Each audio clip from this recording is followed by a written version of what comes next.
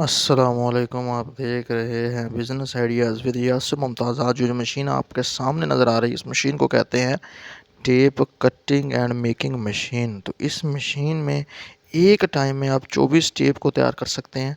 तो वो कैसे जी? तो सबसे पहले आपने इसका साइज़ बराबर कर लेना है और ये मशीन आपको मार्केट से आसानी के साथ मिल जाएगी।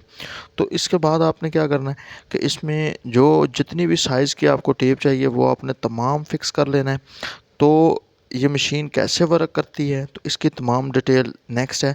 तो ये रोल है जो आपको मार्केट से बआसानी टेप का मिल जाएगा। इसकी मदद से आपने छोटी टेप्स बनानी है। तो चलते हैं इस मशीन की वीडियो की तरफ।